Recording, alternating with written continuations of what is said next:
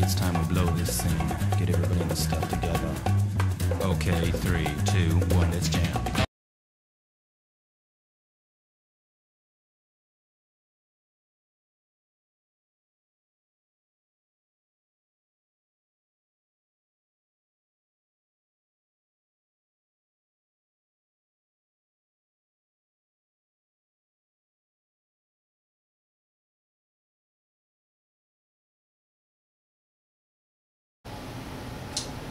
Hey everybody, and welcome back to TRS, the anime review show here on the Otaku Crypt. Thanks for coming back.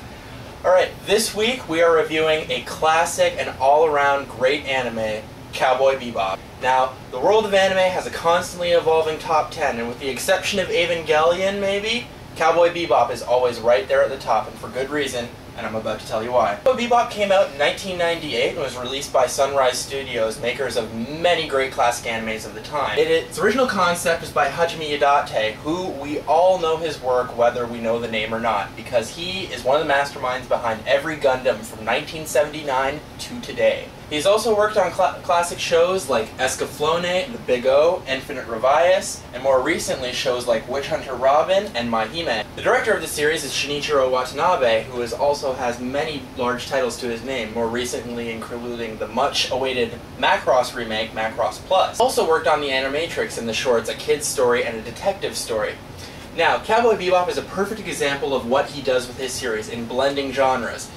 Samurai Champloo, for example, blended his love of Okinawa culture and the classic feudal era. And we see that strongly here in Cowboy Bebop, which is a mix of futuristic technologies with a heavy background theme of jazz music. Now, on the note of the music, the original score and all of the music for this was composed by legendary music producer Yoko Kanno.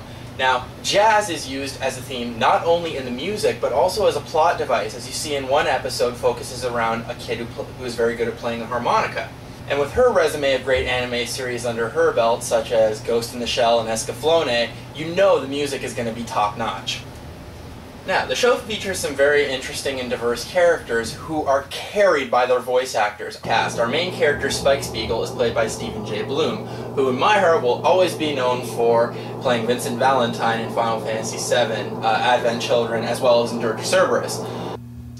He's also the voice of Yada in .Hack Roots and the follow-up games .Hack GU. Our female lead, Faye Valentine, is played by the legendary Wendy Lee, who is in pretty much every anime you've ever seen.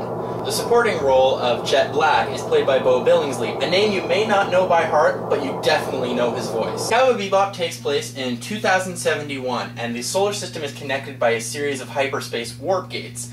Now, a few years ago in the plot, an accident during construction on these gates actually damaged the Earth, making it uninhabitable. So most of the stuff we see is actually going to be on Mars, Venus, and surrounding moons of these planets. As a result of this expansion into new planets in the universe, crime is on the rise. In fact, powerful crime syndicates control the government and local police, rendering them ineffective at catching criminals. As a result of these crime syndicates, the most effective way of capturing criminals is the bounty system, giving rise to 300,000 people being bounty hunters, including our main characters, who are all bounty hunters, but that is pretty much the only thing that links them. Main character Spike is a former hitman of the Syndicate, Jet is a former cop who retires after losing his arm, and we're later introduced to Faye Valentine, a con artist who somehow weasels her way onto the crew.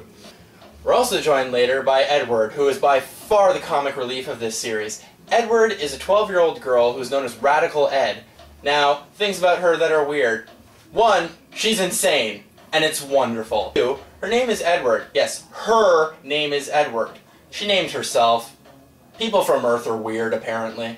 Now, let's talk about the animation of this. This show is from 1998, so it may not hold up as well with today's styles of animation, but it is from the glory days of anime for me. It was aired not long after shows like Gundam Wing, Outlaw Star, all of the classics that really brought anime to the mainstream.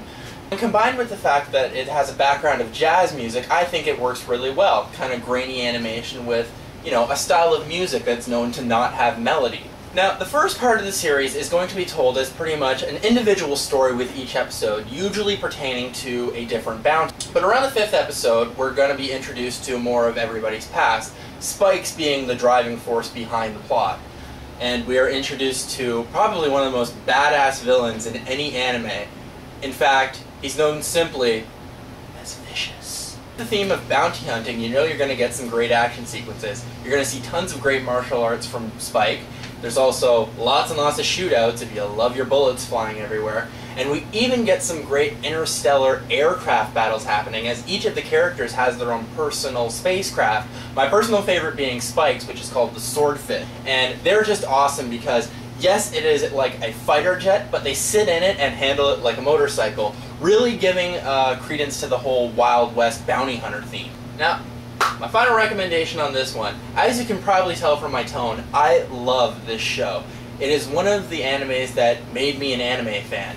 So go check it out as soon as you can. I personally went out and got the remix edition, the Anime Legends. You can get this for about $60 at your specialty anime stores. It's got the entire series and a bit of special features, including original Japanese trailers and a bit of cast and crew stuff. Now, there probably won't be an episode next Monday, as we are going away to Fan Expo Canada next weekend, but I'm going to be taking the camera along and doing like a live vlog, so you'll be seeing all the craziness with our people. And one last thing before I go, I'd like to introduce you to another member of the Otaku Crypt family, who you will be seeing very soon in his retro video game reviews. Well, Crypt Dwellers, meet Tom K. He will be doing his own retro gaming show called Back in the Day Gaming, which is apparently not only going to have some great reviews, but also some great sketch bits. I'm looking forward to it, and I hope you are too. So, from here in the Otaku Crypt, we thank you for watching. Here's this week's Meta Moment. Not coming for Ed, ooh la la.